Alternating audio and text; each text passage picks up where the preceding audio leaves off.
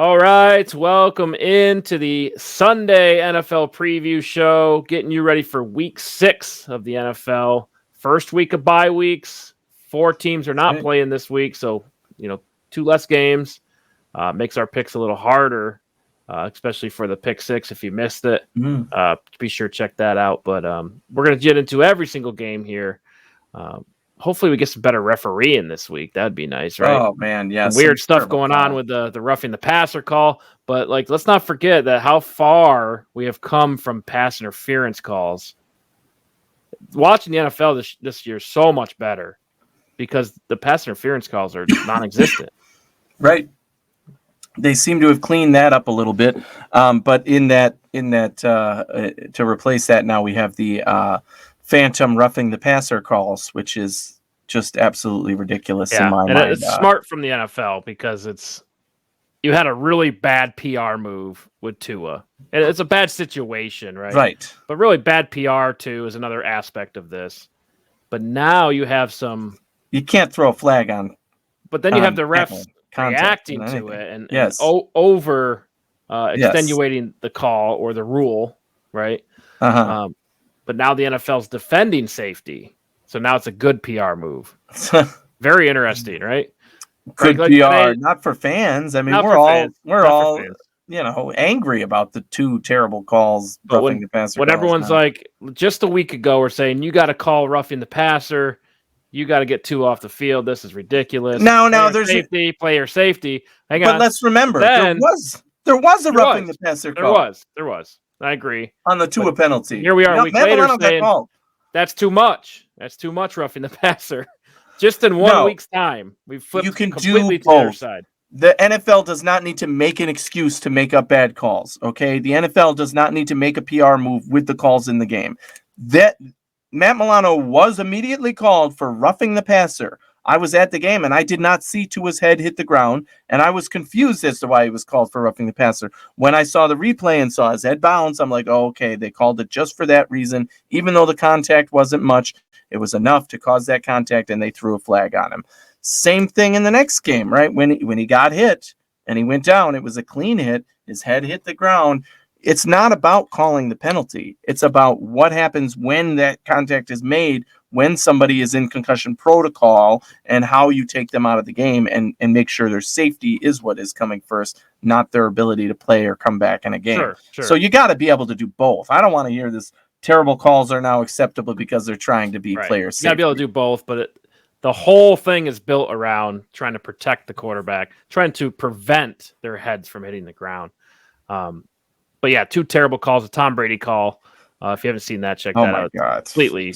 But then we see that every year from him because he's an old man. Exactly. They do protect Tom Brady. We know that. Yeah. But it's like, okay, enough's enough. The guy needs to either get out of the league or, change the rule.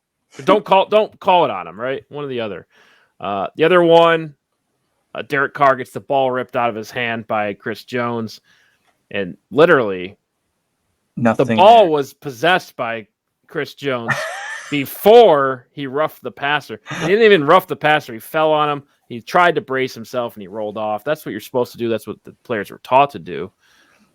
I don't know. I don't think he could have done anything different on that play either. And it's like, okay, at some point, it's out of his control. He did everything he could. I mean, that was also another really bad call that almost changed the game, right? That almost changed the game. So that was a big one in a lot of ways. Just stupid penalty. So hopefully we find some happy medium. But let's just not forget how lucky we are that we don't have to talk about pass interference anymore, right? Thank God that's God. So every play you just pass interference. I like discussing player safety much more than I do the pass interference calls that make no sense. Let them play. Let them play. Yeah, that's what it comes down to. Illegal contact. I'm pro illegal contact.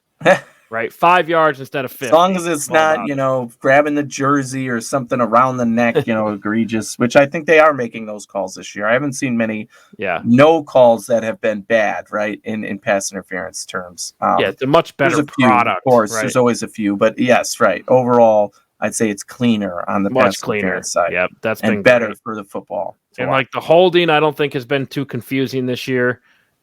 That's right. That was another one that they went through a phase. They went through a phase. Every year it's a new phase, right?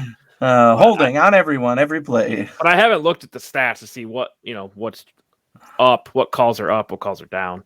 But I just know from being a fan and watching the games, it's a much better experience. Mm-hmm. And roughing the passer, I mean, I think I saw Adam Schefter tweet that they're actually down. The calls overall are down. It's like by 5 or 6, so it's really insignificant. But yeah, it's more football, which is what I like. Real time, right? Plays actually count. That's the kind of football I like to watch. Anyway, let's get into our first game here. Spend enough time on that. We have the Cincinnati Bengals -2 at the New Orleans Saints. Cincinnati now 2-3, Saints 2-3. Which one's more surprising here? Well, I would have to go the Bengals being 2-3 is more surprising, right? Most people pick them to win that division. I picked Baltimore, but a lot of people pick them to win that division. And for good reason, right? They were just in the Super Bowl. They still have a lot of players. They got to the Super Bowl earlier than most people thought. It's not like that was their chance, and they lost a lot of key pieces. They rebuilt that offensive line, which has been steadily playing better, by the way. But the Bengals being 2-3 to me is more surprising than the Saints, who have had a lot of turnover over the years, have dealt with being over the salary cap and how to manage that situation. They still have playmakers. They still have expectations, but I don't think they were nearly as high as the expectations for Cincinnati. So being 2-3 at this point, although it's a disappointment and it's less than a lot of people thought, it's not as bad as the Bengals. Yeah, it makes sense to me. I agree with you on that. I don't think the Saints had a ton of expectations. We're really just like Saints fans are just trying to figure out, what do we have in Jameis Winston? Yes. Is it real? Is it fake? We still don't know. Still hasn't been right. He's been injured, so he's coming back this week, or is it still? I think he should be coming back this week, but I'm not certain on that. Right. So he was questionable last week. They held him out. I'd imagine that if he progresses the right way, that he would be back this week. Okay. I think they need him if they're going to win any games, just because the guy is talent. You can't win a lot of games with Andy Dalton. You can win, but you're not going to win a lot of games, right? He's more of a manager. Right? You need the playmaker, and I think Jameis Winston has that kind of ability with his arm. As long as the turnovers are down, they're good. But right now, the Saints are third in penalties, and they lead the league in turnovers. 7 fumbles lost on the season, 13 total turnovers. Yeah, I mean, again, how many times have you heard us talk about turnovers being game changers, right? And both of these teams have had key turnovers in bad times. But yeah, if you win the turnover battle, you most likely win the game, right? That's why we talk about these things. And when you're 2-3 and you're asking yourself, well, how did we end up in this situation? That has to be one of the first things that come to mind. Yeah, for sure. For Cincinnati, they're 4th in sacks allowed. That's kind of been the topic. Can they protect Joe Burrow? We saw some improvement, but I think last week in Baltimore, they're kind of back on the shit list, right? So 19 sacks allowed. They're only behind the Rams, Colts, and Commanders. Yes, it's been rough for Joe Burrow back there. I joked that on Twitter that he should line up as a punter, and that they should have the long snapper as the center, getting him the ball so that he has time to actually unwind and throw. Because honestly, that's been the limit in this passing game. It's not Joe Burrow's ability or Joe Burrow's playing, up to his level this year. It's just a matter of having the time to get the ball to the receivers and find the open receivers, right? And in the NFL, that's always what matters. No matter what quarterback you are, no matter how talented you are, you have to be able to have time to find the guy and connect with him.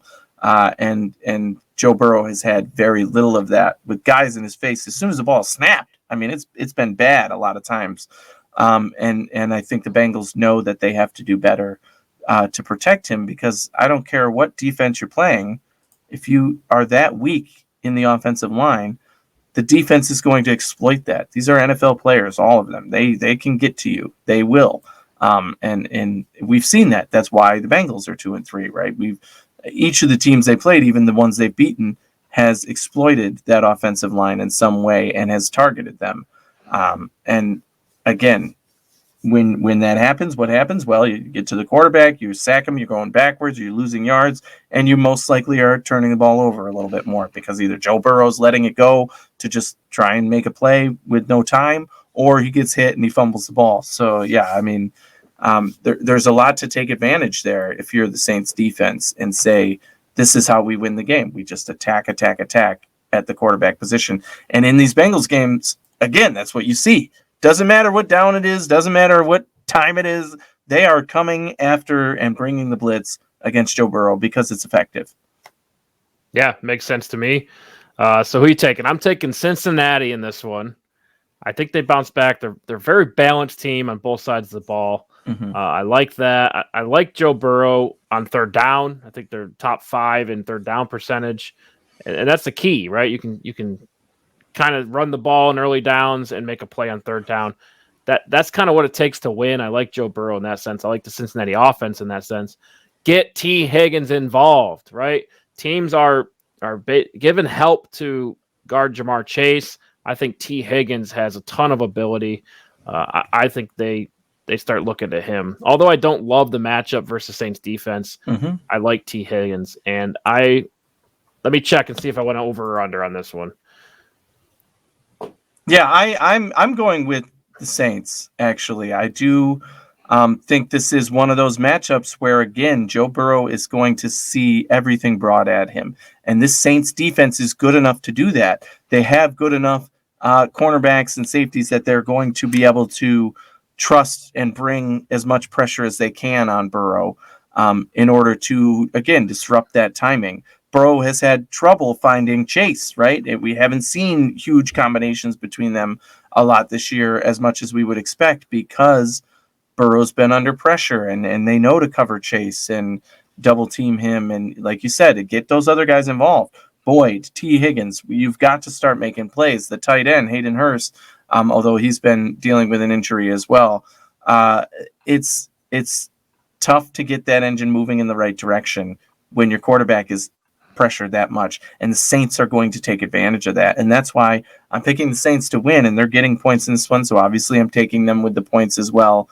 And I actually took the over in this game because I do believe that they will put points up.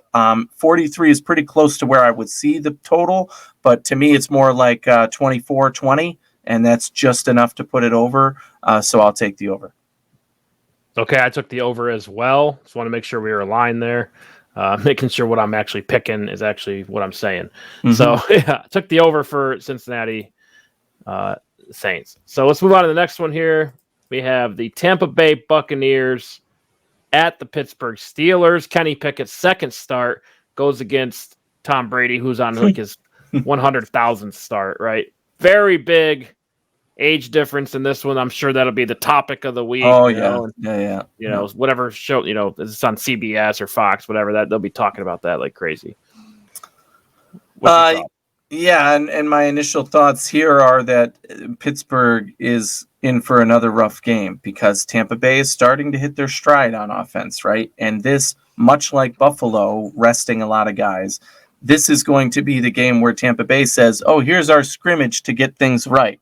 So I expect them to try a lot of things in this game. They haven't been able to get Leonard Fournette doing his thing right. I think they try to do that in this game. They haven't been able to really connect on the deep ball and put a lot of points up. I expect them to do that in this game. I do think they're going to be gunning it down the field repeatedly, just as the Buffalo Bills did effectively, to put the points on the board, but also, again, to get the juices flowing in the right direction again. And that the biggest weakness for the Bucs has been that offensive line. But does the Steelers necessarily intimidate you as getting pressure on your quarterback, especially when it's a guy like Tom Brady who's good at getting the ball out quickly? I'm not so sure. So I think that this is another one that lines up well for Tampa Bay. The only question I have is 8.5 too high, right? I think that's immediately what comes to mind when I see this. How much do you trust that Bucs offense? They've had big leads. They just had a big lead against the Falcons last week, and then just decided to give it up in the fourth quarter, basically, and gave up enough points to not cover after that, which was frustrating from a pick standpoint. But again, they still won the game handedly, and they could afford to do that in that case. And in this game, I expect that could be another situation they find themselves in. What's weird about the Bucs, one of the most surprising stats this year, 31st in rushing yards as a team. Yes, they haven't been able to get it going. They just really haven't. And I don't know if they haven't, if they've kind of relying on the pass game, or are they trying to get the run game going and can't? Seems like one of those two things. Only 2 touchdowns on the ground for them. So something to pay attention to. Also 6 fumbles. A very uncharacteristic of Tampa Bay, the Tom Brady team, right? Yes. Yeah. And you look at the other side, the Steelers, Pickett is a good quarterback, I think. He can really get the ball out fast, right? Like, he is not afraid to get the ball out. The problem he's going to have against this Tampa Bay defense is they have playmakers, again, at each level of that defense, right? It's not just about the pressure for them. Right. It's not about we need to sack the quarterback or nothing. They can sack the quarterback, but they can also defend on the backside and the passes. I think that although he might put up some yardage in this game because, again, he's going to be down, I expect that they will be down by a lot of points. Right. Threw the ball 52 times last week, Kenny Pickett. But they ended up with 3 points on the scoreboard, right? Right, exactly. And he had over 300 yards, I think, and they still, couldn't put points on the scoreboard. And I imagine that this is going to be more of the same for them. It's going to be a game where, you see some good passes, you see some efficient catches, but it's not enough to string together. Can you string it together and score consistently against a really good defense? And I don't see that happening. Right. And people who say quarterback doesn't matter, if you're still sitting on that hill all by yourself, you're wrong. You're wrong. I don't know what else to say. Yes. Pittsburgh, I got it. They haven't lost games in 10 years, whatever the stat is, 15 years. But if you don't have a quarterback, you're not going to win games. That's just the fact. They're going to lose this game. They're going to be 1-5. Mm-hmm. Nobody is immune to that. Even the Patriots are not immune to that. Although they did hit on their draft pick. Mac Jones seems, he can handle it. It's Kenny Pickett so far. We got a lot more to see there. But certainly. Yeah. Pittsburgh 28th in total offense, dead last in passing touchdowns with 2. You just can't do that, right? Mm. And expect to win. Right now, it's all about Kenny Pickett. You can't finish. Yeah, picked a really unique time to throw him to the Wolves. You got Buffalo, and then you're going against Tampa Bay, who's arguably those are both top 5 defenses. Maybe not statistically, but personnel wise and continuity, all that stuff. Mm-hmm, they got stars on both those teams. Well-oiled machines. It's going to get easier. It will get easier for Kenny Pickett, but it's not this week, right? I'm taking Tampa Bay and taking the under because I don't think Pittsburgh's going to score a lot. Yeah, I am taking Tampa Bay minus 8.5, and similar to the Bills game last week, I'm also taking the under because I think even if Tampa Bay puts up 38, are the Steelers going to put up more than 10? Probably not. So give me the under there. And minus 8.5, I think is just enough. They win by 10 at least, but I expect that, even if they have that big lead going into the fourth quarter and the Steelers are able to put a couple rallies together, 8.5 is still a number I'm comfortable with on the spread. Yeah, I was comfortable with 14 last week. Comfortable with 8 here. All right, next game on the slate, we have the winning record 3-2 New York Jets, plus 7.5 at the Green Bay Packers. Packers now play their second New Jersey team in 2 weeks. That's right. So, coming from London all the way to Lambeau, everyone's probably happy to be home and the Packers team. So, will that help them? What do you think? Happy to be home, but the chaos is the same. Your roster is the same. Your play is the same. Your coaching is the same.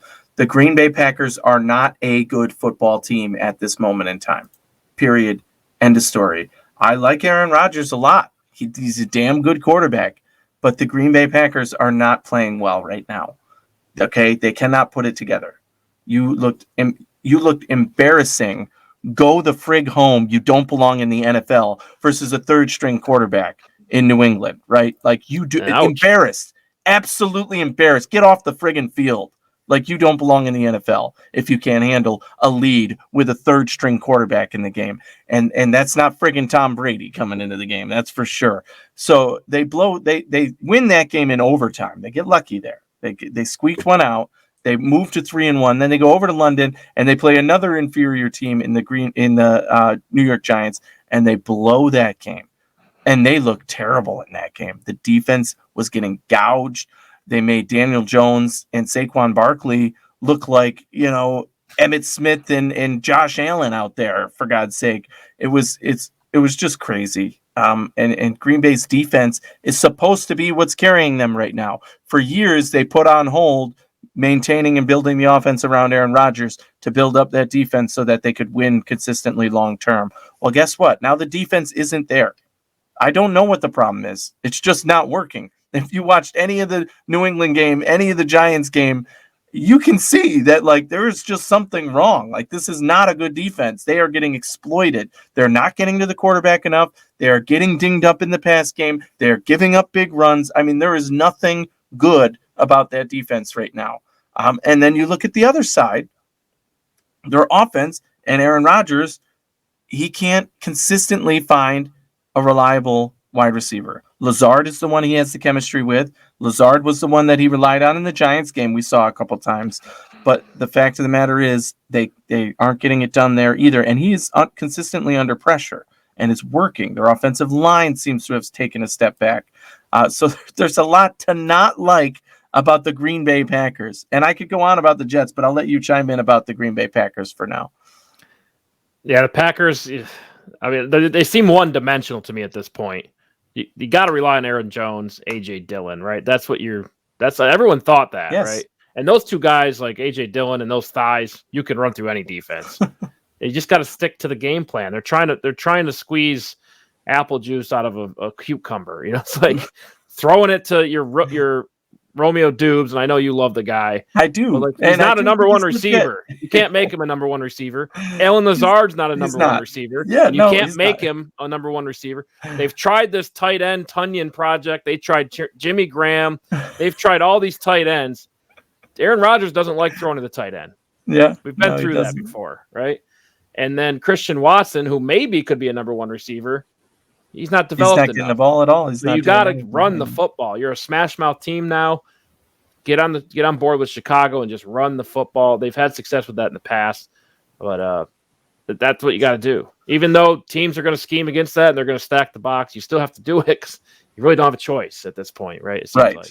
Right. I mean, Aaron Rodgers will get you a few, right? Allen Lazard's going to have 100 yards, but key moments, you can't rely on these receivers, and that's my point. Right. So for the Jets, though, the Jets look oddly balanced this year. Yes. Which is usually it's very easy to pinpoint holes here and there on them, but like they're statistically in the middle in a lot of categories, especially on offense, which is not really normal for them, right? They're usually towards the bottom. So the one stat that is rough is 9 turnovers.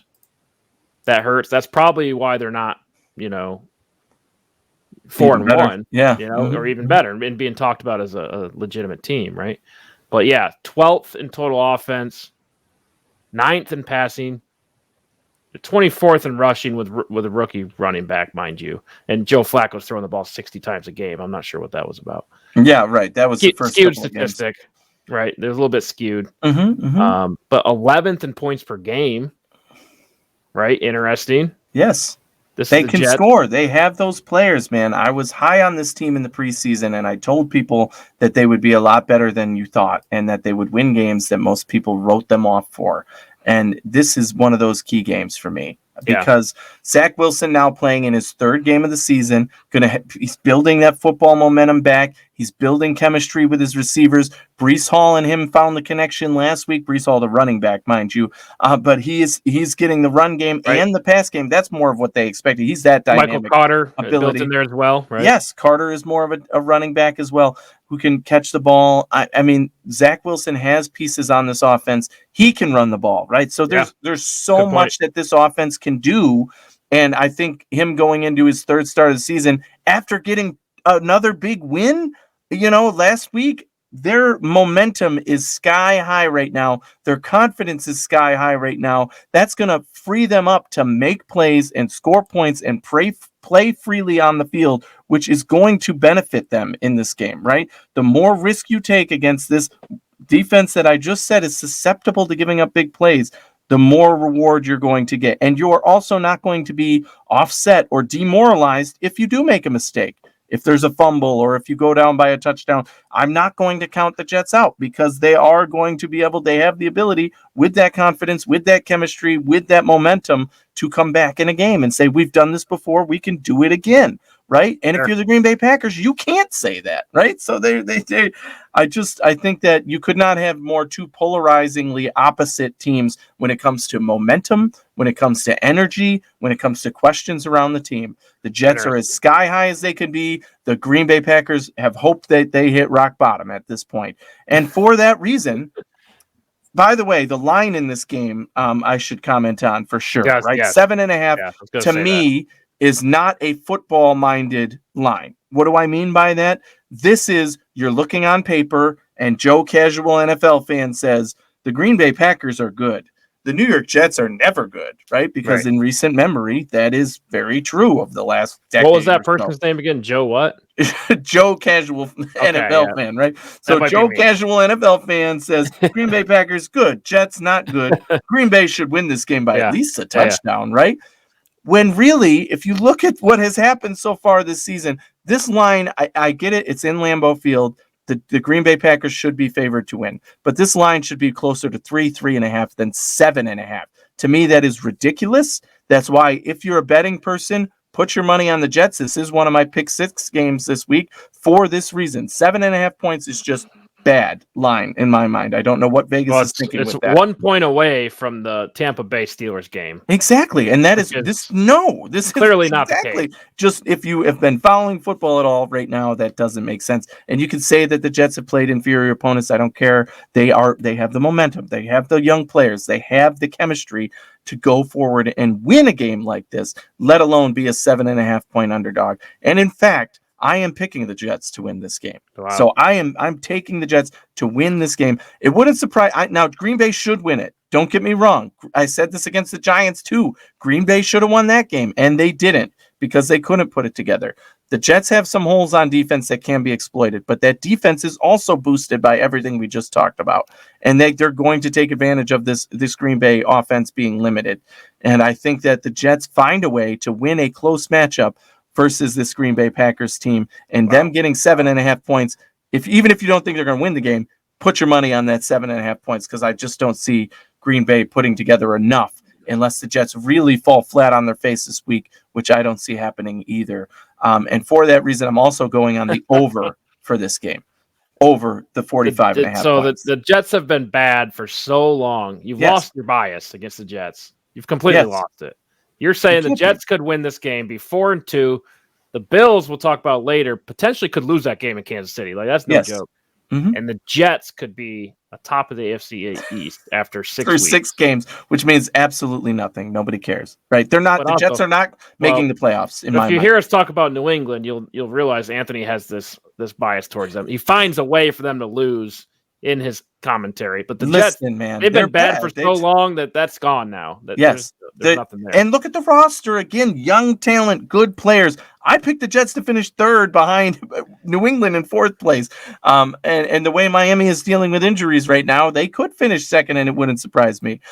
So yeah, I mean, this to me is just that's the football analysis. That's why I make my points. It makes it really hard for me, but I took Green Bay because it's a bounce back league. They're bouncing back from their horrible loss with the Giants, right? That's been in the media. There's guys like you saying the Packers suck now. So I've been saying it for the last 5 weeks. They do suck. They're bad. But it's a bounce back league. I think Aaron Rodgers gets a hold of this team. They go back home. They find a way to win. The Jets, they're still feeling it out, right? Still feeling it out. They're balanced. I do like them. And this line makes this really, really difficult. Yeah. But I take Green Bay at home in a bounce back week, upset. I know. You're taking them minus 7.5? Yep. Dear God, do not listen to Eric on that bet, please.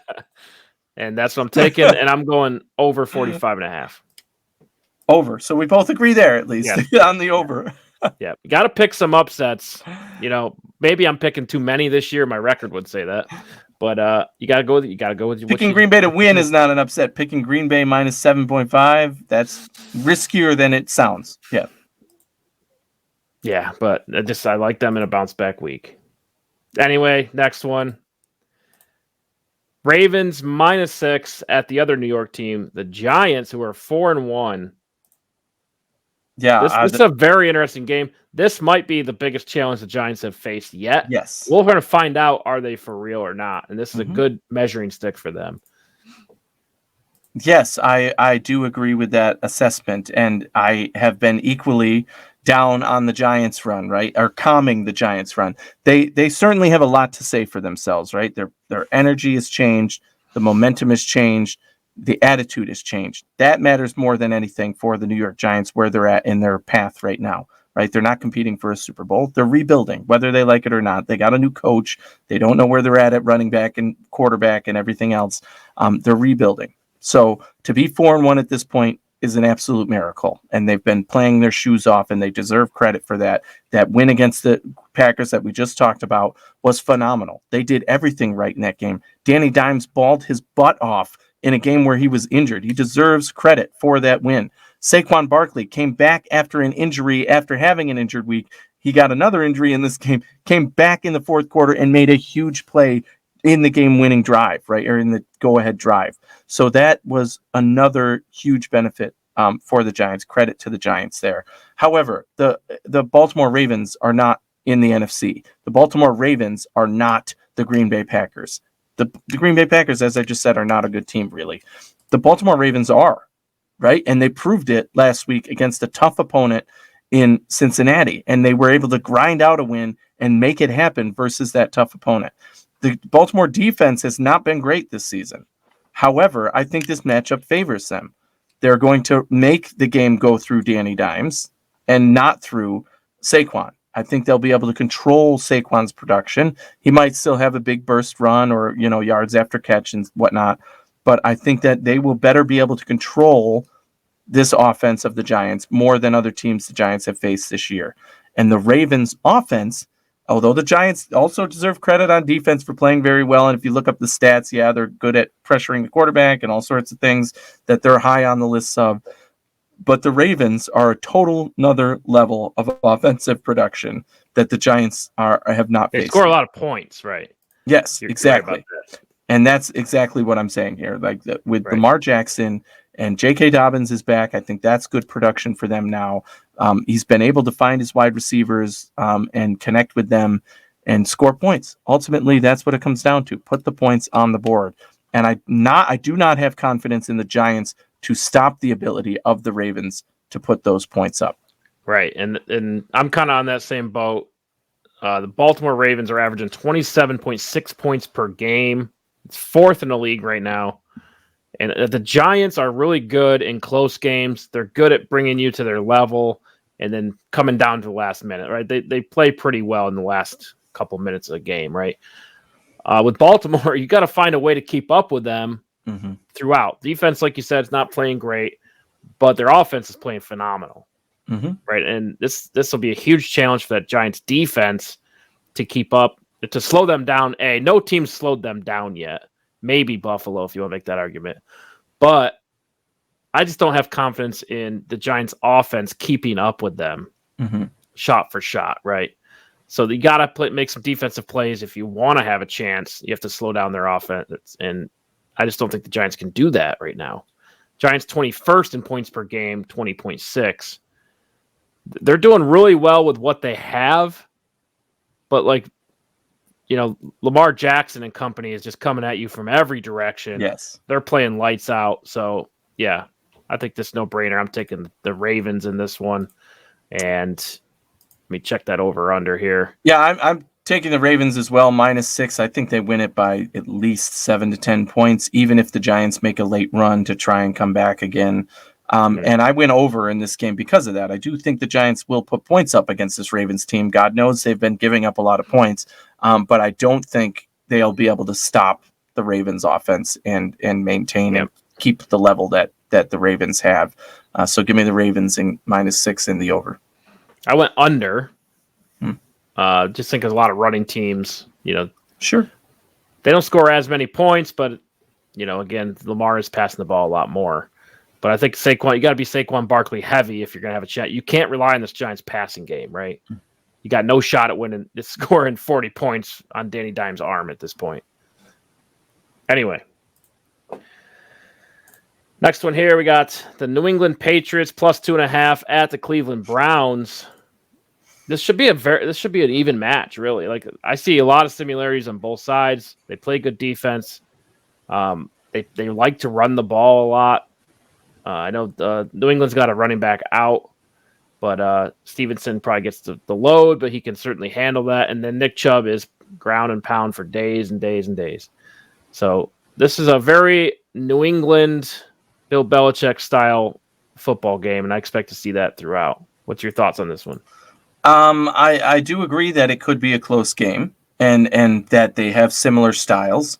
However, when you look at the run game, which team would you say has the better run game right now?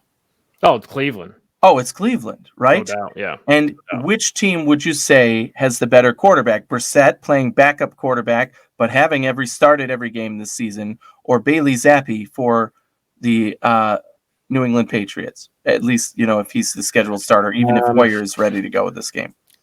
It's hard to compare them because they don't really ask Zappi to do a ton. Correct. But if you had to, if you're down 14 points in the fourth quarter, which quarterback do you want? Give me the experienced guy, right? It's not by a mile. I know what I'm getting with Brissett, though. I know what I'm getting. I'm getting an interception. No, come on. Yes. No, don't be that guy. He's better than that, right? He's the quarterback there because he has experience, because he can maintain, because he can win games. It's not his fault they've lost a couple of games this season. It's because they haven't relied on Nick Chubb enough when they should have, when he's averaging 9 yards a carry in 2 games this year. And he's not just getting the ball once or twice. This is 20 carries averaging 9 yards a carry. That's insane, right? Like, that's a level of production you just have to keep dipping into that well. And I don't care how much New England prepares for that. They're going to run the ball effectively against them. And then you have your playmakers in Amari Cooper and David Njoku, who I think match up well against this New England defense in those scenarios, right? You're looking run 100%, and you dunk it off to the tight end who's going to get a 10-yard play, right? You're looking run 100%, and you get it to Amari Cooper on a quick slant, right? And that's, again, I think that is what favors Cleveland in this game. And by the way, this game is in Cleveland. So that, I think, is the advantage there. So for that reason, I'm taking the Browns. Again, you said I hate on New England, but when you have a third-string quarterback and you haven't looked great on anything, great, you shut out the Lions, okay? Is anybody writing home about that? Yeah, they look great. Yeah, right. But is anybody saying, wow, Bill Belichick is back?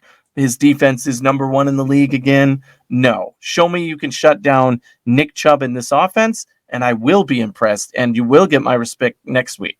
But right now, I just don't see that happening. I think Cleveland is going to be able to put points on the board, and New England isn't going to be able to hang with them. So give me the Browns -2.5.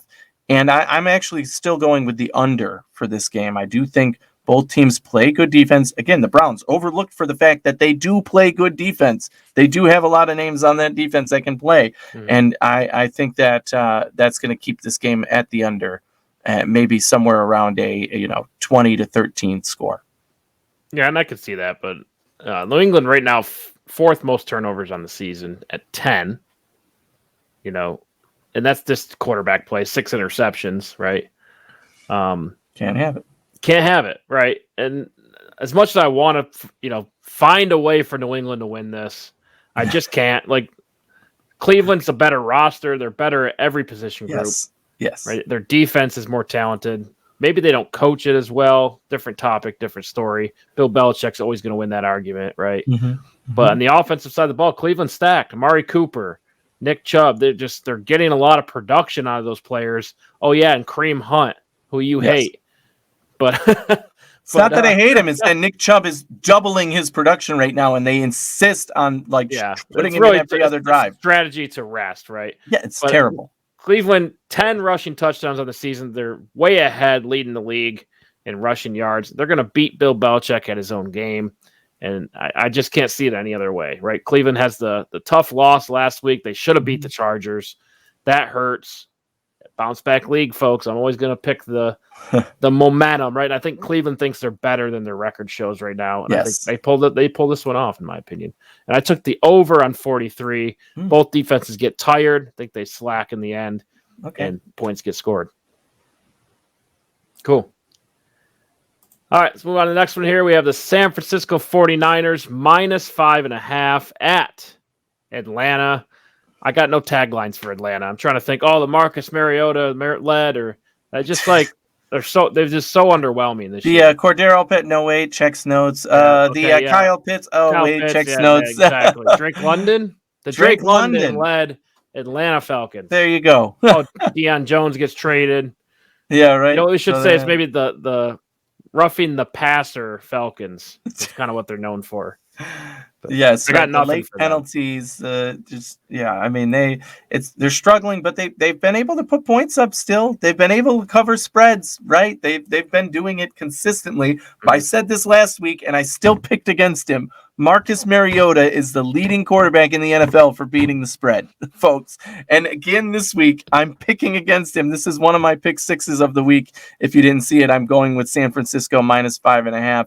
I just think that their offense and their production, San Francisco's, is going to control this game. Their defense is really good.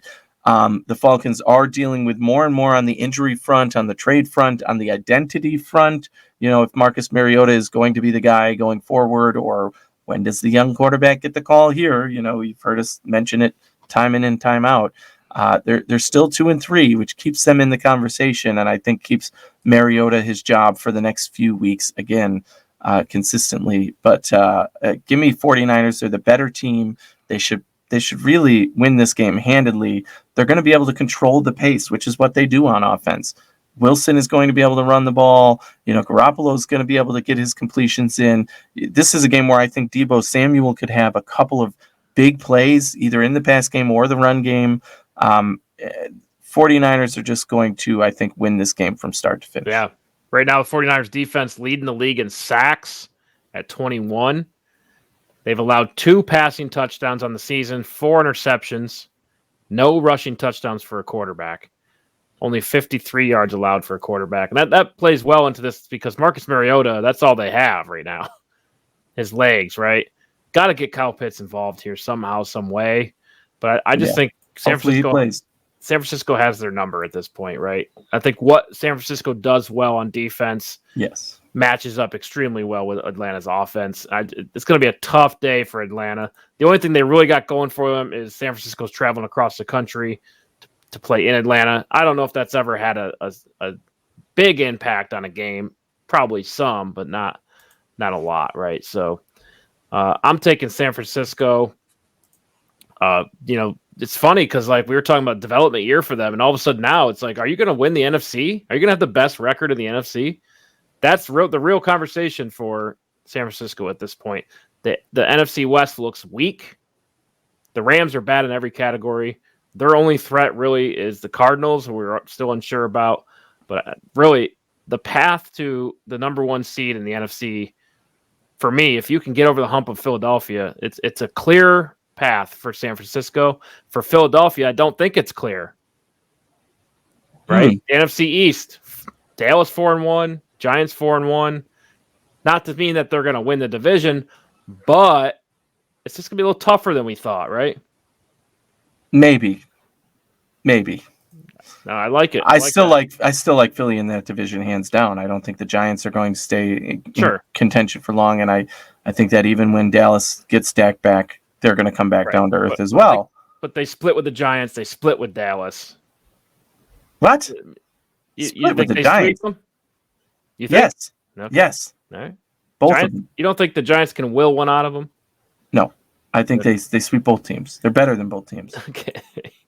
Anyway, we're talking about this game, but we'll break down the schedule. But I think San Francisco now in that conversation, right? Yes, that's fair. Yes, with Minnesota, mind you. But yeah, so I took the 49ers going under in this one, run all day, not a lot of passing, right? I think San Francisco gets a comfortable lead, kind of runs it out, much like Tampa Bay did last year versus Atlanta, or last week versus Atlanta.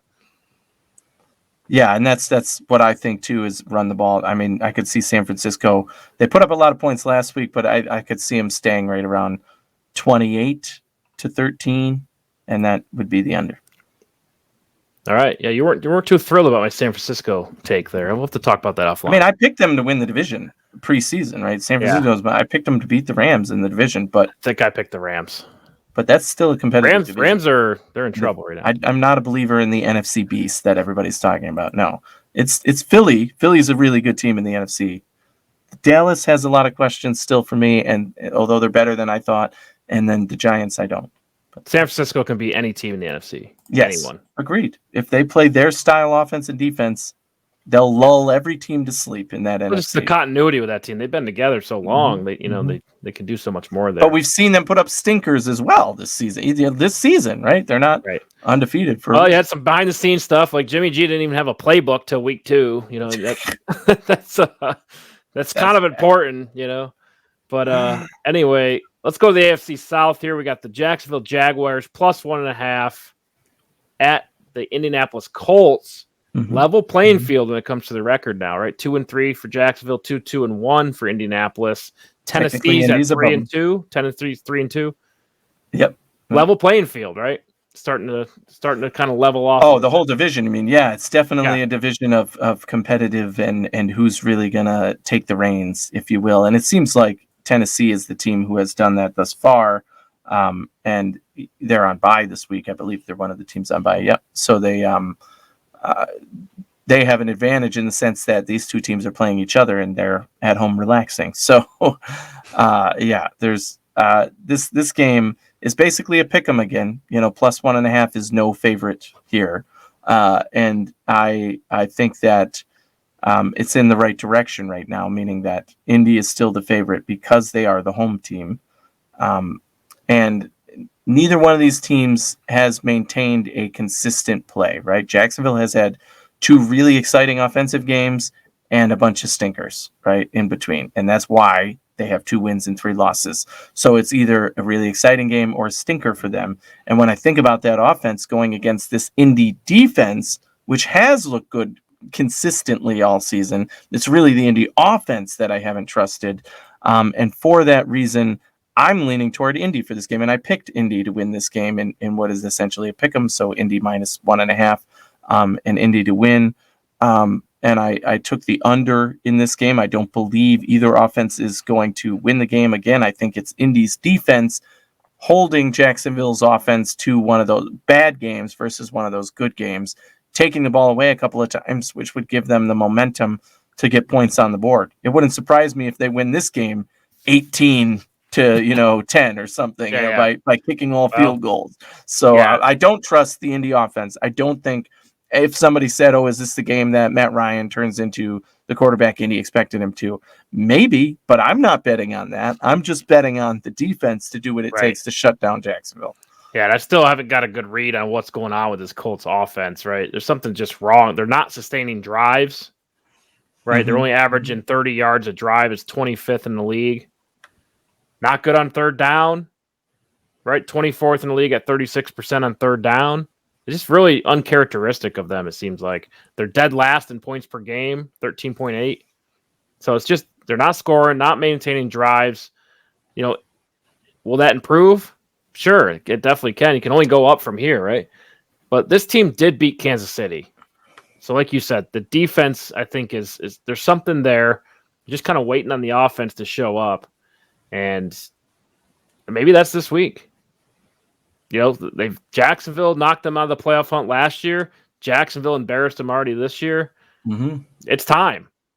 I think someone told me they're 0-8 in Jacksonville the last 8 matches, right? Yes, that is a crazy stat. Yeah. You need to get some revenge here, right? And I think there's lots of energy for that, right? This is the team that you got to show up for and play well. And I think they'll pull that off, right? So I took the Colts. And I took the over 42. Okay. Maybe we see them come alive. That'd be weird. Yeah. Release Jonathan Taylor. That'd be. Well, he's injured, and he did not practice yet this week. So He as was far out as last we know, week. I know that. he was out, and he has not practiced yet this week. So as of the recording of this, we have to expect that he's not going to play, which is, again, why I would also, if he doesn't play, my fantasy season would be over in the guillotine league, right? The chop league. Uh-oh, you're at the bottom of the roster. Well, I got like 5 players on bye. Oh, no. So if he's out too. Yeah, he's probably out. Yeah. I mismanaged it. It's my own damn fault. Anyway, next game here, the Minnesota Vikings -3.5 at the Skylar Thompson-led Miami Dolphins. Kansas State, ladies and gentlemen. 7th round pick. I don't think he'll be the starter. I think that Bridgewater will be back in this game unless there's been some update I don't know about. He was cleared from concussion protocol and should be the starter for Miami in this one. However, I don't think it makes a difference because he's still a backup quarterback and he's still going against a Miami offense and defense that I think is playing really well right now. Neither one. The offense has showed at times that they're a dominant offense. Defense has showed a little bit that they're good, but they do things well on both sides of the ball, and they don't screw up on both sides of the ball. Skylar Thompson to start this week 6 per ESPN. Tua Tagovailoa ruled out again. Dolphins to start Skylar Thompson. Bridgewater will back him up. Oh, so they're choosing to start Skylar Thompson. Ooh, interesting. It sounds like, anyway. It's not because of Bridgewater's health. Man, that also changes things. It says they're both in concussion protocol. I'm not so familiar with how the protocol works, really. Yeah, I thought that Bridgewater was cleared. Maybe he isn't cleared, and they're being extra careful because of what happened with Tua. God forbid they start Bridgewater, he gets hit again, and they have 2 quarterbacks end up with the same thing. A good old PR move. Oh, yeah. Yes. So okay, so that does change things. I mean, Skylar Thompson being the quarterback. Third string quarterback. Again, this is the National Football League. If you're playing a third string quarterback, you are in trouble because the other team has legitimate defenders who know how to play in the NFL. And a third string young quarterback who is not going to be able to contend with those guys. Yeah. And he has great weapons over there. Don't get me wrong. They can still run the ball. Miami still can run the ball. I like Raheem Mostert a lot. Miami can still make dynamic plays with Tyreek Hill, not necessarily just catching the ball from the quarterback, whatever end around or whatever play you want to make there. And Waddle is the other guy that if Tyreek Hill is double teamed, you can always go to Waddle. The offensive weapons are still there for Miami, but it's going to be a big step back with the third string quarterback. And we saw that versus the Jets, regardless of what you thought of Skylar Thompson in that game. Again, I was focusing mainly on the Vikings in their play. They play consistently good defense. They play consistently good offense. They had one stinker game in week 2, and they have one loss because of that. Same thing with Kirk Cousins. He had one bad game. Every other game has been great or good, and they win. They are 4-1 for that reason. Dalvin Cook is now playing at a better level. I think he's getting back into the swing of things. And he's really the playmaker that the offense goes through. Not to mention you have Justin Jefferson to match with Tyreek Hill. And when you have his actual quarterback who he actually has chemistry with throwing to him, that makes a big difference to me. Right. This was one of my pick sixes this week as well. I think that Minnesota has every advantage, so I'm taking them at -3.5. Yeah, this one could get out of hand very quickly. Justin Jefferson's playing lights out. Tyreek Hill could match him, but with the quarterback, it's not going to be equal, right? I think if Tua was in this game, this would be a really fun game to watch. Justin Jefferson versus Tyreek Hill and Waddle, right? Back and forth, but that's just really not the case, right? Skylar Thompson, 2 turnovers last week, 1 fumble, 1 interception. Really not efficient passing the ball, right? It's 19-33. The Vikings are balanced. They're, again, the most balanced team in the NFL, probably. Very, very, yes. So they can beat you in a lot of different ways, right? Defense, they're good at everything. Right. They can beat you in a lot of different ways, and I don't see how Miami can compete with that. I really don't. You can't run the ball against them. I feel like Justin Jefferson's going to give them a big lead, and you're not going to be able to run the ball, right? You got to have a perfect football from the quarterback to do that, Skylar Thompson. But how about Miami, though, changing their identity here week 5? This is tough for any team. When their quarterback goes down, but they do have the pieces to do stuff like that. I don't think this is a good matchup for them, but I don't think they're they're out of the conversation for what we were just talking about 2 weeks ago, that Miami is a real team to be worried about, or a real team that can compete this year. Right. And it's unfortunate for them that at this time when they're dealing with injuries, they're facing a really good team in Minnesota, right? And even though it's a home game for Miami, that matchup probably didn't favor them at all in the beginning of the year, looking at these two teams and where they stood. And certainly with the momentum and the situations that they find themselves in, they have to know their backs are against the wall, and that they have to prove something, and go out there and play the best football they can to try and contend with this team. And I just don't see that working out for them against the Minnesota team, unless they really put up another stinker, which would be a rare occurrence. Yeah. So I'm going Minnesota and the over. Minnesota could be 5-1 right now. Yes, they will be. And you could say at the end of this, what would your NFC Championship game possibly be? Maybe it would be the Eagles and the Vikings, two really good teams already this year. If only anybody in the NFL world ever would predicted that the Minnesota Vikings and the Eagles would be in the NFC Championship game. The better storyline, or the more realistic storyline, is the Vikings get the number 1 seed and then miss a field goal, and they're one and done in the playoffs. And then San Francisco somehow plays in the championship game. That's right, dude. And loses. Yeah, there you go, and loses, right. But right now, that pick is looking damn good indeed, even though people laughed at me for making that pick. I told everybody the Eagles were good, and they're going to win the division, and everybody thought that was hilarious. Yeah. And I told everybody that Minnesota is good, and they're going to win the division, and everybody laughed at me. And those are my two NFC teams. And the one thing that worries me, kind of the Achilles heel of the Minnesota Vikings for me, is the first-year head coach. That's tough for anybody. They've been playing through it, and he is only going to get better as the year progresses, right? Every first-year head coach, that's what you see. By the end of the year, they get it. They know how to challenge plays. They know how to talk to refs. They know how to get their team boosted. So he has the benefit of having inherited a great roster and a great chemistry, a team that already has chemistry that he's walking into. So I think that is all working in his favor. And we'll see how it plays out. We'll see when they play some good matchups and stuff like that. We'll be paying attention. Miami, too, first-year head coach. So 2 first-year head coaches in that game.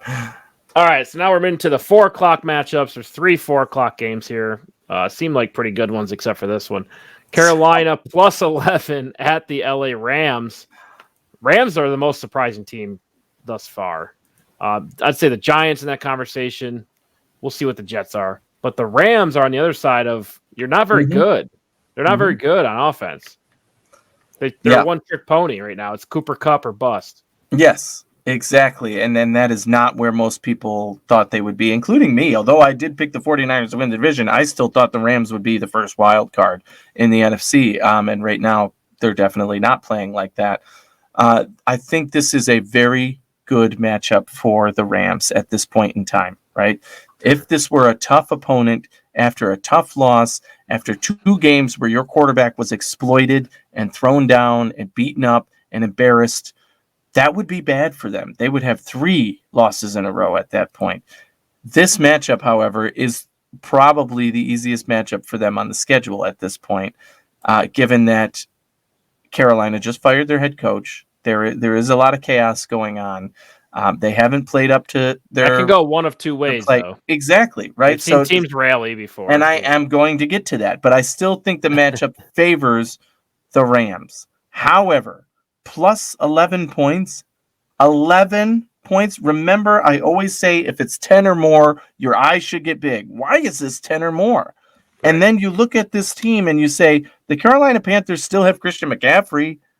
They still have those bodies on defense that we talked about. DJ wait a minute Moore, now. Robbie Anderson, right? Yeah, wait a minute now. This team has to be pretty good. I don't care who the quarterback is if it's not going to be, who they think. I don't care who the quarterback is. I think they're starting, what's his name this week, right? The third string guy that they had. PJ. Yes, right. PJ. Yes. Walker. So Baker was injured, and I think PJ Walker, that's his name. Thank you. Baker has a high ankle sprain. Yes, he's out, and Darnold isn't ready to come back. And I think this team is better without Baker because they're going to run the ball more. They're going to find those receivers to make more dynamic plays. I don't think they win. I think LA wins this game, right? The Rams are the better team. I think the Rams win this game. But 11 points is just too much for me. I'm taking Carolina with the points. I think that's especially the way the Rams have played. Yes, they need to make a statement. Yes, they need to win. Any win would help them build momentum and start feeling good about themselves. But I think it's only by 8 points or less. So give me Carolina plus 11. Okay, all right, I can see that. I mean, this is there's not really good arguments for either of these teams to win at this point. The Rams are leading the league in interceptions with 7. They're tied with the Colts in that statistic. Stafford's got to be better, right?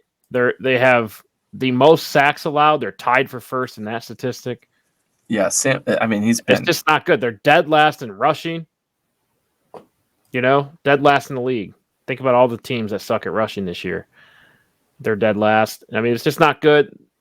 Carolina's averaging more points per game than the Rams. Rams are 29th in points per game at 16. So could see it go either way. You got to make a judgment call with the momentum. I'll take the quarterback. I'll take Matt Stafford, even with the turnovers. I trust the quarterback more than I do Carolina's quarterback. And the Rams they got to get a big win here, for their reputation, right? You're a Super Bowl champion team, and you've been playing terribly. Snuck out 2 wins, but really just haven't been playing well at all. So this is a good opportunity for them, for a team that's dysfunctional, who's going to a third-string quarterback or whatever he was, second string. I think he's a third string, but Darnold's hurt. Yeah, right. He would be the third, but he's the second only because Darnold's hurt. It's a good opportunity for them to get a statement win and get back on track and say, hey, yeah, we are going to compete for the division this year. Because if you lose this one, the conversation's over. Oh, yes. Oh, if they lose this game, it's an embarrassment. So I'm expecting a statement win from the Rams. I think they get a win with the points. Minus 11. You're taking the Rams minus 11. Taking the Rams. That's a risk, man. Anything Big over risk. 10. Especially, this isn't the Buffalo Bills we're talking about. This is the Rams. They have not looked good the last few games. I'm taking the under on 41.5. All right. I understand. You got to take big risks. I got nothing to lose anyway. I'm not number 2 in the nation.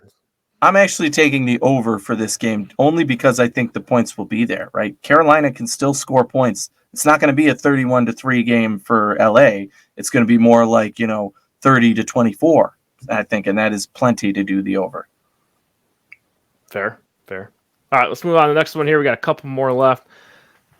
The Bills, number 1 team in the league, going to the Kansas City Chiefs. And here we go. Here's the conversation. 13 seconds, and they're going to score about 1 million points. Yes. And all that. Hey, these are the Super Bowl. This is the Super Bowl, and here in week 6.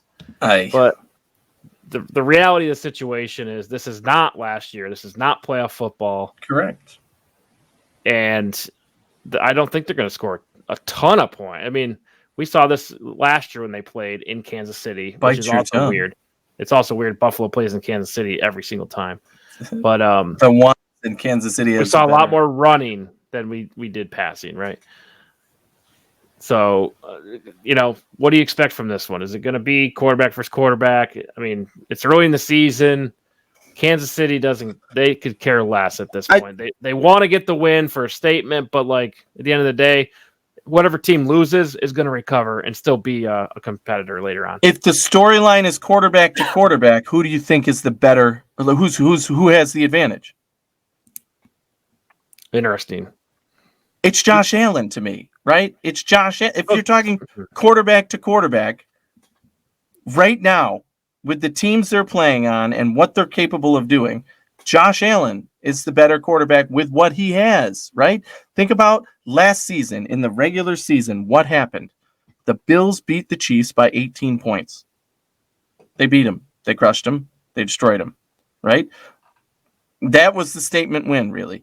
Now we get to the playoffs, and what happens? We have a back and forth scoring, okay, big time scoring plays, lots of scoring going on, more points. Okay, let's put up some more points. Okay, there's 2 minutes left. Let's each score 3 touchdowns in 2 minutes, right? It was crazy what happened in that game. And yes, the 13 seconds, my God, if I have to hear that one more time as a Bills fan. But great, okay, that had nothing to do with Josh Allen. And now let's say, okay, fast forward Kansas City didn't even make the Super Bowl, and if it had the Bills, a lot of people think the Bills would have won. But moving forward into the offseason, did the Bills get better or worse in the offseason? Well, they really look the same. Handedly, they got better, I'd say, right? Handedly, they got better. They Interesting. If not remain the same. The defense got better. They got, healthier. Okay, you could argue defensive line got better with Von Miller coming over. Yes, But I the think draft they made your lost a cornerbacks couple better. pieces. Lost a couple pieces with Levi Wallace leaving. He was a big part of the defense. Correct, but you Trey upgraded White in terms of play right now from what you've seen from Kyer Elam. Are we talking about playoff Bills to this year? Because Yes. Trey White was out. Yes. He's still out. So yeah, there's some conversations to be had there. Yes, right. And so I would say the Bills got better. The Chiefs, if you're just looking at from last season, the playoffs to this game right now, they lost Tyreek Hill, and I don't care what they added anywhere else. Your team is worse.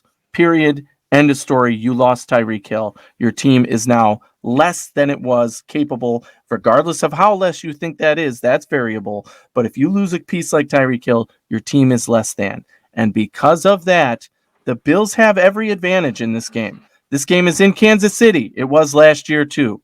The playoff game was, too. Guess what? We know how to play in Kansas City. Been there, done that. Okay? So the Bills know how to play in Kansas City, and they've done it successfully now. That's the only place they play. Exactly. It never comes to Buffalo. Why? If they want that to change, well, that's because you play the teams with the better record, right? So although the Bills played the division winners in the AFC, that includes the Kansas City Chiefs. So is it always on the road, though, or is it just kind of... No, it's because Kansas City always on the road. Kansas City is the better. So that's why in this case it's always the Bills going to Kansas City, because Kansas City is seated above them, right? Makes sense. Yeah. So in this case, that's why that game was played in Kansas City, the 13 seconds. This game, is played in Kansas City because they were a higher seed than us, even though we both won the division. However, the Bills have every advantage in this game. The Bills are coming off a bye week. Not a real bye week, but playing the Pittsburgh Steelers, where they rested any guy who had a hangnail, literally. So they benched everybody, and they still got a ton of production, by the way. So that tells you the depth that this Bills team's has, which regardless, I don't think anybody would argue that the Kansas City Chiefs have better depth than the Buffalo Bills. Yeah. It's really about the starting players. The Bills have the depth there. However, with those players coming back, you're talking about a stacked Buffalo with Poyer probably coming back, with Ed Oliver coming back, with all of your Isaiah McKenzie will be back for this game. Gabe Davis turned it on in the last game. Stephon Diggs is healthy now. So you're talking more full power offense, full power defense. We've only seen that one time this season from the Buffalo Bills, and it was the opening game where they crushed the Rams. Okay, the Rams, who were supposed to be a competitive good team at that time, coming off their Super Bowl win. Kansas City has its weapons. They're going to score points. Travis Kelce is insane. Nobody can defend him. Nobody can stop him. He's going to put up numbers. They're going to try. They're going to target him. They're going to find ways to double team him. The Bills are a smart defense. You don't blitz a quarterback in this offense. Even if it wasn't Pat Mahomes, he's dynamic enough that he makes it, but you just don't do that with Pat Mahomes. And I think the Bills are smart enough and good enough to play defense that matches what Kansas City can do. And again, without Tyreek Hill, that big playmaker, speedster, difference maker, I think the advantage always has to go to the Bills in this game. And that's why I'm picking the Bills. Bottom line, the Bills are better.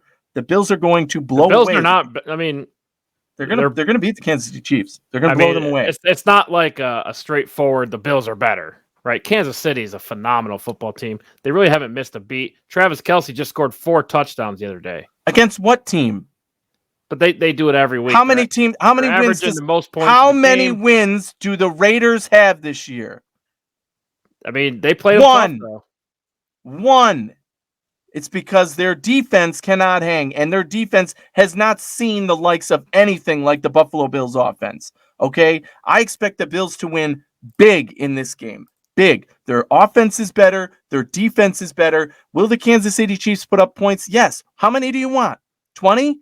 24? If they put up 24, the Bills will put up 54. Okay, and I'm not joking about that. If you think the Kansas City Chiefs are scoring 24 points in this game, then give me the Buffalo Bills to score 54 points in this game. Okay, because they're that good. And let me tell you, if the score is 38-3 going into the fourth quarter, Josh Allen is still going to be in this game, because the only way he comes out is if the score is 61-3, and I don't think that's happening. And the Bills want to make a statement against this Chiefs team and want to make a statement to the NFL to say, we are the team to beat. We are going to be the number 1 seed in the AFC this year, not the Kansas City Chiefs. We put them to rest last year. We should have beat them in the playoffs. We didn't. Everything goes to the Bills in this game. And that's fine to think about, but really the reality of the situation is Kansas City doesn't give a shit about this game. And number one they team. didn't last year either, nor should they have. It's week 6. Kansas City's really had the Bills' number in the last few matchups. Sure, Buffalo beat them last year in the regular season around this time. I think it was week 5 or 6. Yep. They don't give a shit. Kansas City's the top team in the AFC. They have been for 5 years, and it's top dog. If the Bills win this game, it doesn't mean much. They have a better shot at the 1 seed. Sure, for 1 seed. We can and talk guess about what that. will happen then? Kansas City will do something they've never done. They've never done.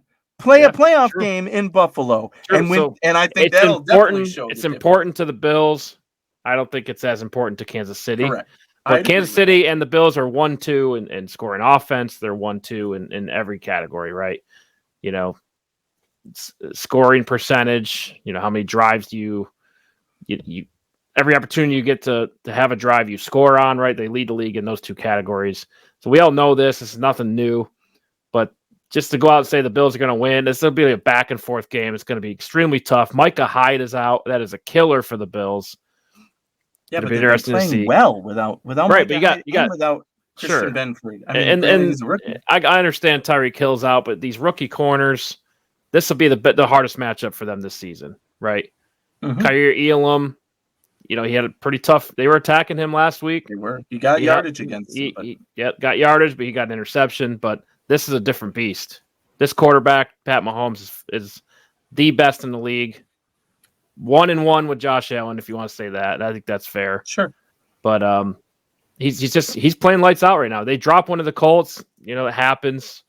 I don't think that's anything to worry about, really. But I'm taking the Chiefs at home. What? Yeah. Taking the Chiefs at home. I can't believe you just said that, Eric. I know. You're seriously taking the Chiefs. Taking the Chiefs at home. Bills have a bye week next week. Looking forward to that. Eric. Chiefs are look. Chiefs are going to bring it. Kelsey's not. You can't stop Travis Kelce. 4 touchdowns last week. I think it's a different kind of offense against the Raiders. The Raiders have 1 victory on the season, and they're not a good team on defense. Nobody is saying, "Oh, the Raiders should win because of their defense." The Buffalo Bills could beat Kansas City on the strength of their defense. Period. Their defense, nobody would argue that the Bills' defense isn't good enough to beat the Chiefs. The Bills' defense is good enough to beat the Chiefs. The Bills' offense is number 1 in the league. You just said it. Well, hey, remains to be seen, though. This will be a test for the Bills' defense, right? It is. But come on now. Biggest test of the season. Lamar Jackson in that Baltimore Ravens team isn't a test? Okay, Lamar's the Rams, the defending Super Bowl champions, that wasn't a test. Now, yes, they look more underwhelming.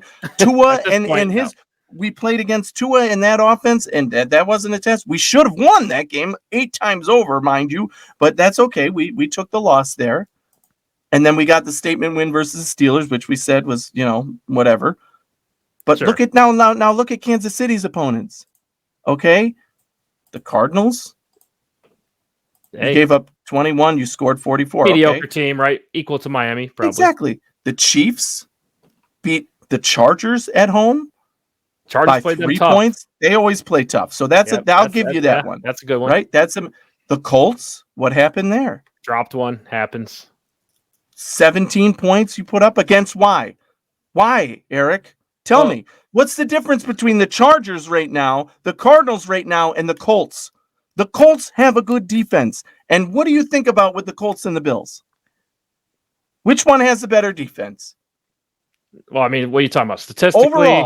Talking about overall, matchup, player overall. by player, defensive line, cornerbacks, defensive, whatever you want to say. Which team Let's has say the better this. defense? Bills have a better defensive line and linebackers, but the Colts have better corners. And And secondary, without Micah Hyde, that hurts. Make that argument. That hurts. You can go ahead and make that argument, but I'll still take the Bills safeties. And then you go, okay, so thank you. Why did they lose to the Colts? The Colts are by far the best defensive team that they've played. Well, we also had Eric Bieniemy arguing with Pat Mahomes. I mean, there's some weird stuff going on. Teams drop games. It happens. Buffalo dropped one in Jacksonville last year. Yes, but that's the point is the Colts are the best defensive team that the Kansas City Chiefs have seen this season. They also played the Raiders, right? And they almost lost to the Raiders. Granted, that's a divisional opponent. This is just another day in the park for Kansas City. How many examples do I need to give you of Kansas City being down 20 points, down 28 points, come back and win? It's just that every single defense that's available in the NFL has been thrown at them. They continue to overcome it. They're well coached. Andy Reid's the best offensive mind in football. Yes. Nobody's better than him, right? Mm-hmm. That hasn't changed. Nothing has changed for them. Sure. Nothing has changed. Well, okay. You lost Tyreek Hill. Who's your number 2 guy behind Kelsey? But like Marquez Scantling, they're still leading the league in points per game. They're still number 1 in yards. Did that anything change? Statistically, no. You know what changed, Eric? Josh Allen took 2 quarters off. That's what changed. Otherwise, the Buffalo Bills would be light years ahead of this Kansas City Chiefs team. Is it the Buffalo Bills' fault that we got to sit on the bench while Kansas City was clawing their way back against the goddamn 1-win Raiders? Right. Now, can Kansas City score 5 times in 2 minutes without Tyreek Hill? Probably not. But I don't think this game's going to end up like that.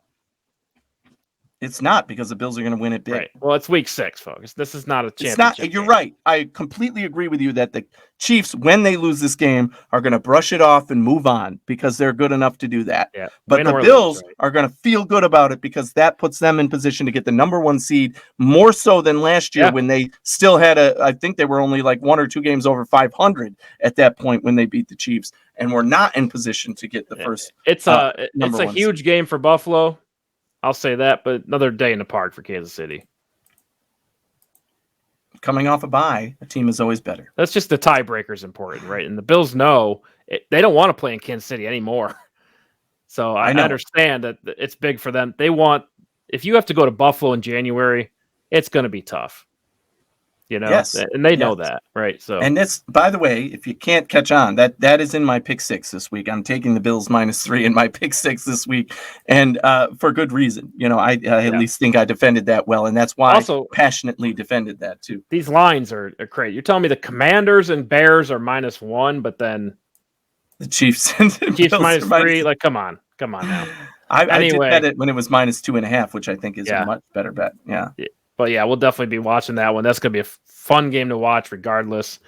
Just don't expect it to be a shootout in 2 minutes where, 30 plus points are scored in the last 2 minutes. Yeah. I'm taking the over, though. You mentioned you're taking the under. I'm taking the over. Yeah, I was joking about that. Oh, the over. Oh, yeah, okay. I took the over. Yeah. But I did take Kansas City at home. Oh. We'll talk. We'll talk. All right. Couple more here. This one's going to seem underwhelming. The Cardinals -2.5 at Seattle. You should have done this one before, Eric. Yeah. Well, we're learning as we go here. I'm analyst out here. Let's see. I took the Cardinals, and I'm going over. I just think there's no defense here. It's all offense.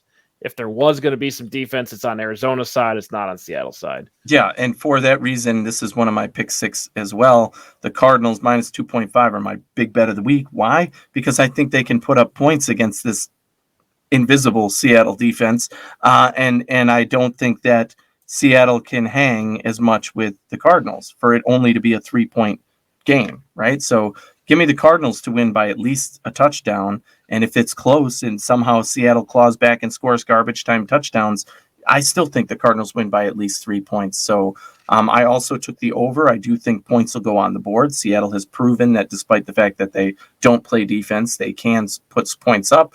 They can use the playmakers they have in DK Metcalf and other guys. And their run game, although they lost Penny, I think they're in better shape with my favorite running back from this last draft now being getting more loads. Kenny Walker, right? He's going to, I think, catch on here and get his opportunity earlier than maybe the Seahawks wanted.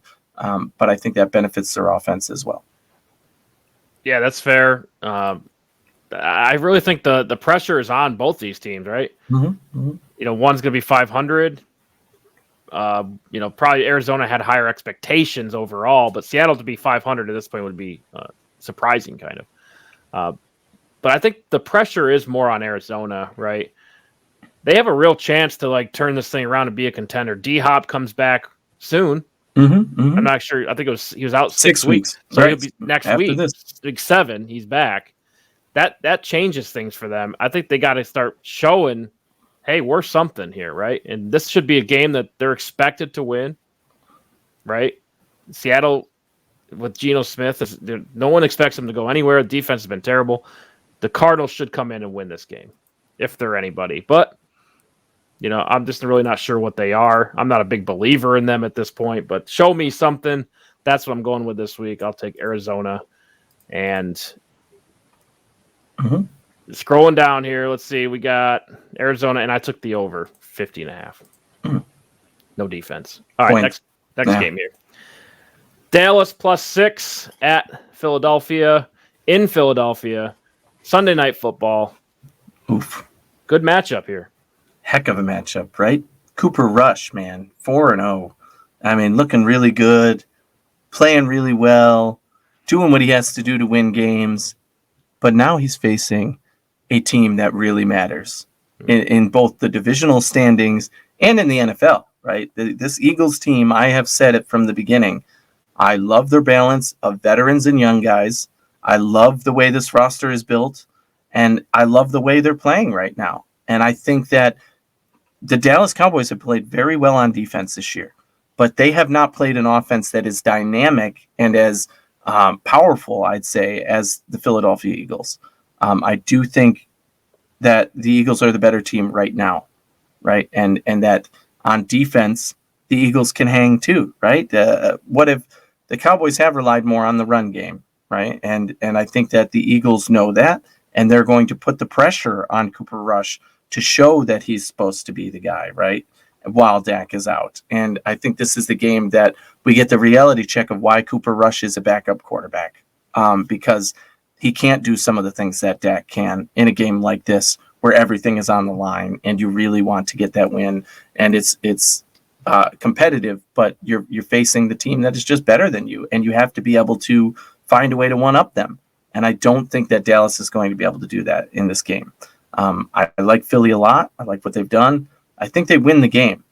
Now, 6 points in a divisional game where both teams are really good like this is kind of scary. I'm not going to lie. Now, I took Philly -6, but that I'm not 100% guy. This is not one of my pick 6 because it would not surprise me if they only win this game by 3, right? And it's a close game.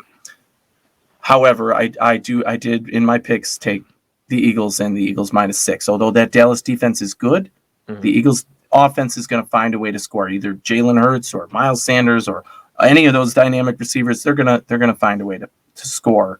And I think that their defense is going to find a way to at least slow down the run game and make them rely more on Cooper Rush, who ultimately is going to, not going to be able to rise to the occasion to beat the Eagles. Yeah, that's fair. It's going to be a good matchup. I think they're evenly matched, but Cowboys are not making any mistakes right now. True. Right now, that's hard to beat. If things fall your way, let's say they score points, right?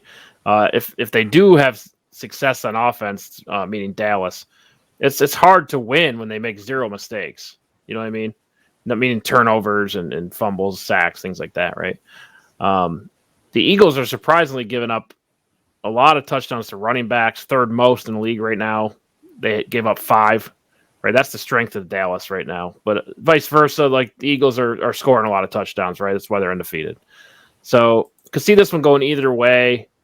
I think it'll be close, so I'm going to take Dallas with the points, although I think the Eagles probably win. It doesn't surprise me. I think it'll be a 3 or 4 point game. I just think Dallas can hang in there because they simply don't make mistakes. But we'll see. It's prime time, and it's in Philadelphia. That could add some extra pressure. Yeah. It wouldn't surprise me if the final score ended up like 24-20, right? And the Eagles win by 4. That would cover for Dallas, but the Eagles win. I'm taking the over too, by the way, because I do think ultimately my final score is more like 28-20 Eagles. Yep. And I took the under.